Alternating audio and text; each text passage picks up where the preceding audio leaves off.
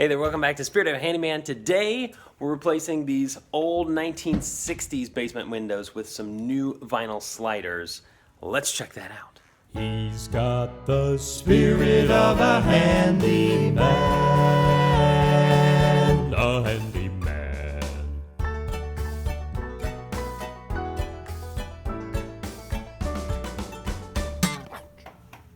So it looks like these have been cemented into place. It's just a single pane glass crank style window. So I'm just gonna come through here, bust up the edge and see if that frees the window, and then dry fit the new window and see if we got the right measurements. I went on a measurement from here to here, and I wanted to intentionally leave about a 1/4 inch gap so that there would be the additional space to fit it in. So hopefully I got that right. So here's the outside of the window. I'm not quite sure what's going on here, but it looks like, you know, whatever this stuff was has started to deteriorate. So this panel is like, that looks like it's the stuff holding that panel, this pane of glass, in place.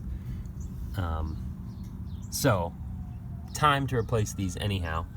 And I think that they placed it in and then came through and put the mortar up against the house. So basically our task here is to chip away at all of the cement and free it up. I don't think there are any screws holding this in, so I think once we free it up, it'll just pop right out. All right, so here's what we've taken these glass panes off.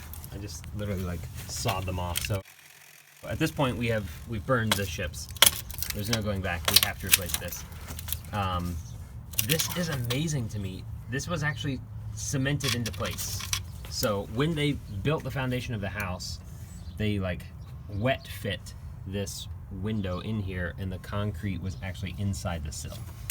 So we're gonna pry that out, and then we're gonna have to chisel away that little ridge, because I did not account for that in my measurement. Chris is actually, this is kind of brilliant. He's got a great methodology here. And yeah, once we get that out, the new one should be easy to put back in. All right, so we got the old window out. Still have that, but actually I think I want to leave that because of the size of this one. So we're going to dry fit this into place. Maybe why not? Once we figure out how to get it through the drywall opening. Man, already that makes a huge difference. Just the sound.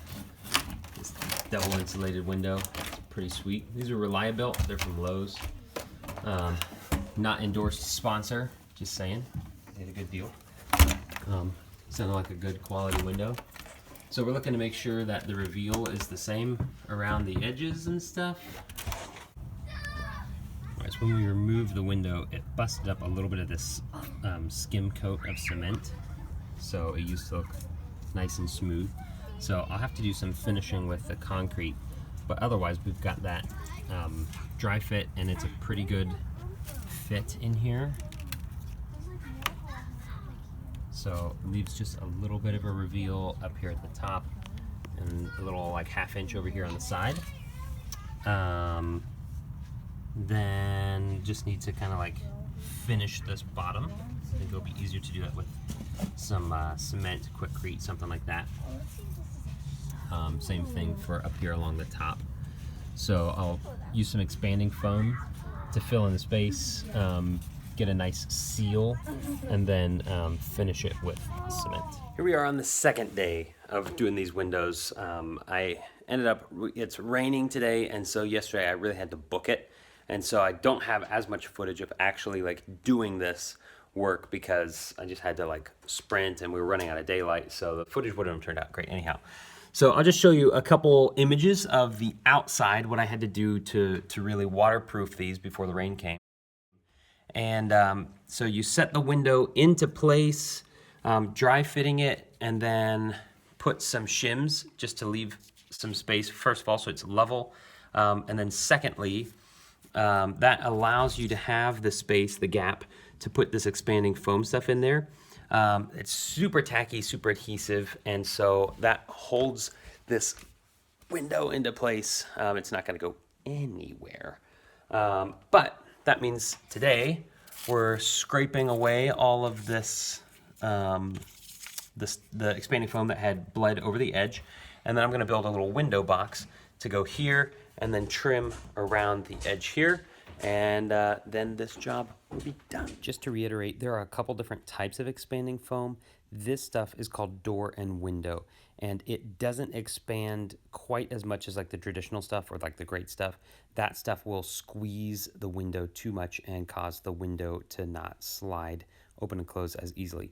So you just blow that in around, creates a nice insulation barrier, and it also holds the window into place.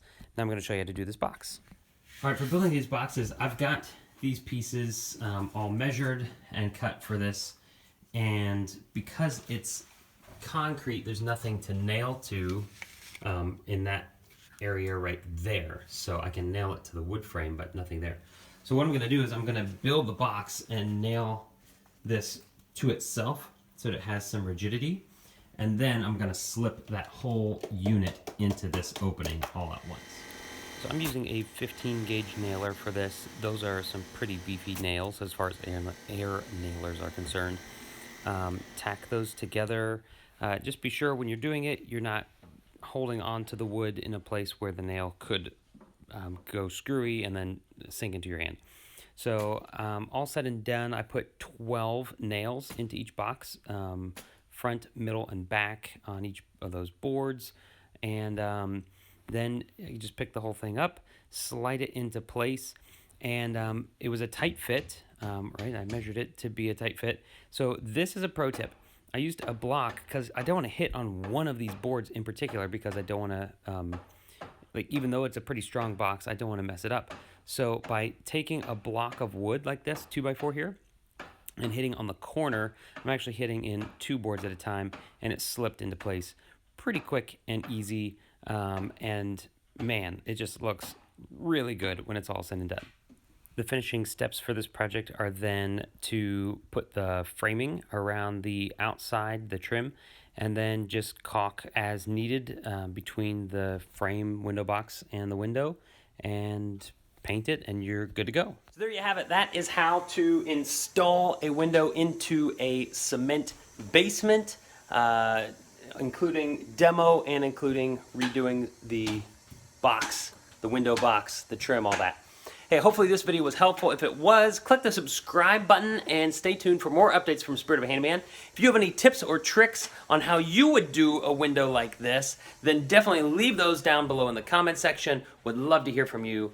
In the meantime, we'll see you next time at Spirit of a Handyman. He's got the spirit of a handyman.